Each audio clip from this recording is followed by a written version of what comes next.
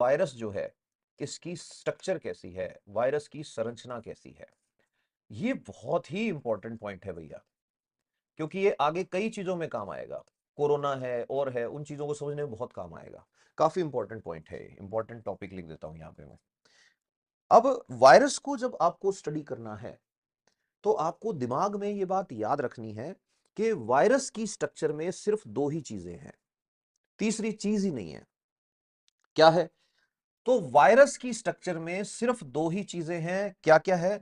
एक, वायरस के पास या तो डीएनए या आरएनए या दोनों भी मिल सकते हैं।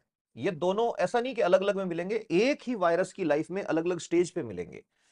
वायरस की लाइफ के अलग अलग स्टेज पे दोनों मिल सकते हैं।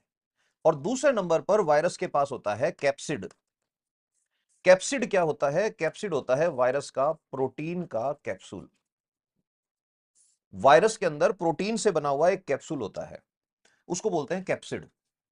तो इसका मतलब वायरस के पास सिर्फ दो चीजें हैं, एक है डीएनए या आरएनए या किस किस स्टेज पे दोनों, और दूसरे नंबर पर वायरस के पास एक प्रोटीन का कैप्सूल है जिसको कहते हैं कैप्सिड। अब जो कैप्सिड है या वायरस की बात हम करें तो कैप्सिड कैसा भी हो सकता है। मैं यहां पर इसको एक बार ऐसा बना रहा हूं। तो ये तो है प्रोटीन का कैप्सूल। अब इस प्रोटीन के कैप्सूल पर क्या क्या हो सकता है? तो कैप्सिड या प्रोटीन के कैप्सूल पर हो सकता है अलग तरह के प्रोटीन भी लगे हुए ऐसे ऐसे।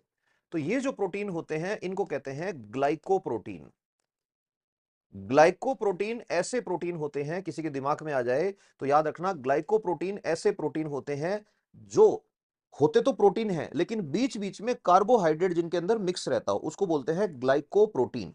उसको बोलते हैं ग्लाइकोप्रोटीन। अब देखो, तुमसे ज्यादा मजा ये स्टूडियो वाले भैया को आ रहा है, बड़े ध्यान से सुन रहा है ये बातें मेरी। और ये आर्ट्स का बंदा है, और गजब की बात, बीए प्राइवेट करी हुई है इसकी, बिल्कुल फर्जीवाड़े में बीए करी है इसने।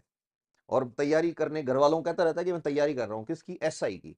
और कल मैंने इससे पूछ लिया, मैंने कहा यार जो नए जिले बने हैं, उन नए जिलों में सबसे बड़ा और सबसे छोटा जिला कौन सा है? अब बताओ, ये नहीं आता इसको। परसों मैंने इससे पूछ लिया, मैंने कहा इंडिया में चीफ सेक्रेटरी कौन है इस टाइम? ये नहीं पता इसको। फिर मैंने पूछ लिया, मैंने कहा यूएन का महासचिव कौन है? वो नहीं पता इसको, बताओ। फिर मैंने पूछ लिया, मैंने बताओ भारतीय संविधान के अनुच्छेद 124 ए में क्या लिखा है? नहीं आता। फिर मैंने पूछ लिया, मैंने कहा चलो बताओ 11वीं अनुसूची किस कब जुड़ी थी? नहीं आता। मैंने कहा दल बदलू वाला अनुच्छेद, वो अनुसूची 10 है, वो कब जुड़ा था? नहीं आता। फिर मैंने कहा छोड़ो, हर्ष कौन सी सदी का राजा था? ये नहीं बता रहा।